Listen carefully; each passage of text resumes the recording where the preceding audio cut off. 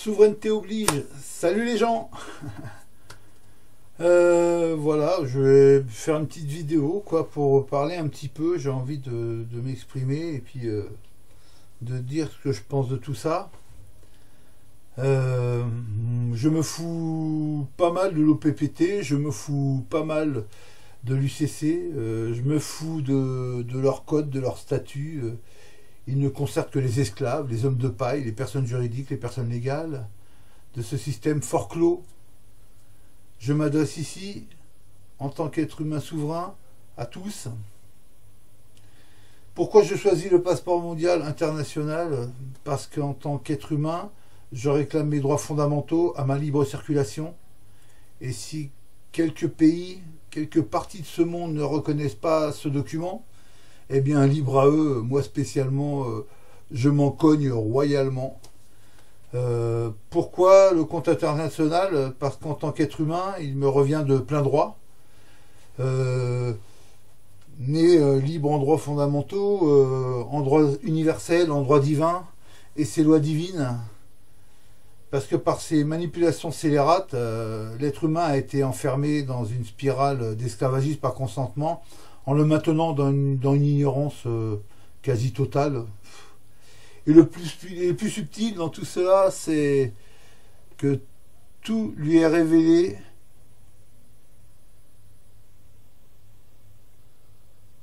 en su. Tellement noyé dans plus de 60 millions de codes et de statuts qui de plus ne concernent pas l'être humain souverain, mais la personne juridique, la personne légale qui lui a été attribuée.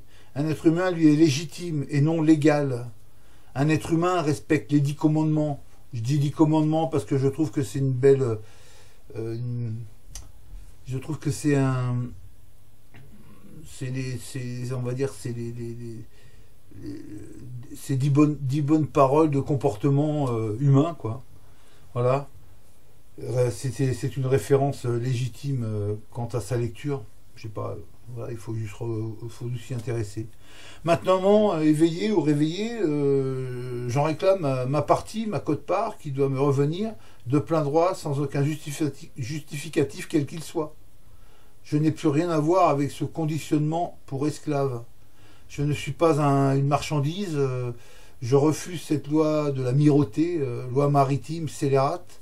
Même si ma mère a perdu les os, elle n'en était pas moins un être humain mis en esclave par sa mise en ignorance. Idem pour le père. Hein, ils étaient fiers de faire partie de ce système malgré tout, quoi. Comme si c'était la norme, c'est obligé, quoi. Il faut le faire, il faut hein, c'est la conformité de merde.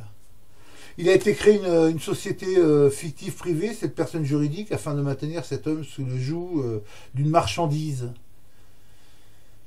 Et par là, générer des comptes où transitent des dettes, sa quote-part, surtout, hein, sur le dos de l'ignorance maintenue depuis sa naissance d'homme libre. Je ne suis ni inférieur ni supérieur, même si ma mesure pourrait faire penser le contraire.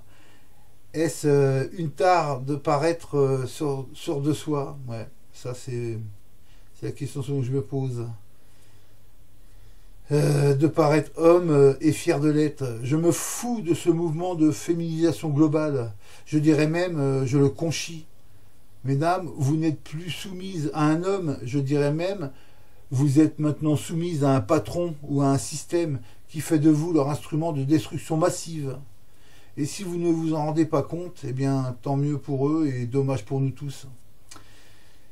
Je sais donc simplement qui je suis, un être humain, souverain, qui souhaite retrouver sa libre circulation, et cela passe par un document, évidemment, et ce document y contribue. Et s'il y a quelques pays qui ne le reconnaissent pas, eh bien, je m'en contrefous, quoi. J'éviterai ces pays de l'équation mondiale et donc de ma libre circulation. Cet être humain que je suis veut aussi profiter de son libre arbitre, hein, qui doit passer par des moyens, des valeurs qui lui sont dues.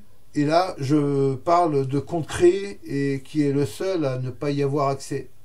Alors qu'ils sont sa quote-part due par une société corrompue qui détourne les valeurs et moyens du but premier, l'équitabilité globale. Donc, pour remettre en place les soumis de la vie, les ignorants butés, les esclaves serviles, les soldats usés par leur décérébration, et j'en passe des tonnes, hein, je vous dis bravo. Je vous dis bravo, ouais, bravo. Mais bon. Que le capital m'appartient, donc je répète souvent en code part, lisez Bankster et vous saurez de quoi je parle. Qu'est-ce que je pourrais dire d'autre, qui fait partie de l'État, et sachant que l'État c'est nous, je vous laisse faire l'autre étape de compréhension. Tout le monde dit l'État, l'État, mais non, l'État c'est nous, l'État c'est le peuple, l'État c'est la population. C'est pas un gouvernement, d'accord? C'est le gouvernement État. Voilà. Ce système s'est accaparé les mots, langage, et l'a mis à sa sauce. Ces mots et langage nous fait penser une réalité sociale. Et s'ils sont dévoyés, eh bien, tout ne peut être que faussé, frauduleux, en forclusion totale. Et moi spécialement, je refuse cela. Je refuse de suivre un système qui n'est qu'une escroquerie et une mise en esclavage d'une masse ignorante pour éducation sociétale d'un groupe d'élite à décider à la place du tout.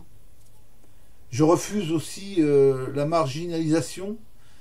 Pourquoi devrais-je lâcher toutes les ressources d'un monde qui m'appartient en partie, donc par principe des droits fondamentaux, et en contrepartie, j'offrirai quelques heures par mois de mon temps, ça j'en ai déjà parlé je crois, ou tout autre arrangement aussi, parce que c'est peut-être pas quelques heures par mois, hein. J'offrirai ça à la commune, hein, comme contribution à la bonne marche d'une société équitable, saine, fraternelle et pleine d'amour. C'est mon souhait, hein, mais bon.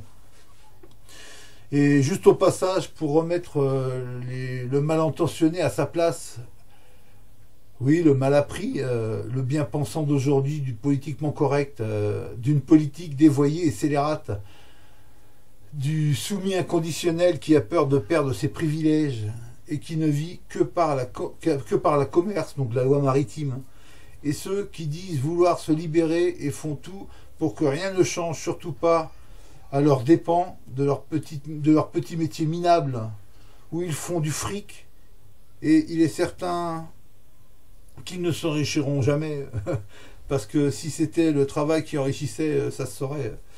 Moi, je prône une vie d'activité sans limite, plutôt qu'un métier d'un professionnalisme pour gueux, quoi, tu vois. Ceux totalement esclavagistes, ils sont complètement pris dans leur monde de professionnels, tu sais. Moi, je supporte pas tout ça, moi, tu vois. Aller voir un expert, alors, quelle connerie, comment on peut parler comme ça aujourd'hui, bordel. Même si vous aimez, ce que vous faites, et à bien y réfléchir, vous ne faites que des métiers futiles, inutiles dans leur généralité. La plupart des métiers, ça ne sert à rien. C'est juste de la vanité, c'est juste pour faire du commercial. Pour la plupart, ce ne sont que des occupations qui nous mènent qu'à encore plus de vanité, nous polluent l'existence, nous détruit la santé et nous maintient malades à vie. 2017, troisième millénaire, nous devrions approcher la perfection. Incroyable. A contrario, nous nous laissons mener vers une telle décadence en tout que nous sommes devenus de véritables robots organiques qui acceptent tout de même la destruction de notre environnement, berceau de notre vie. Ça m'échappe, hein. Moi ça m'échappe, hein.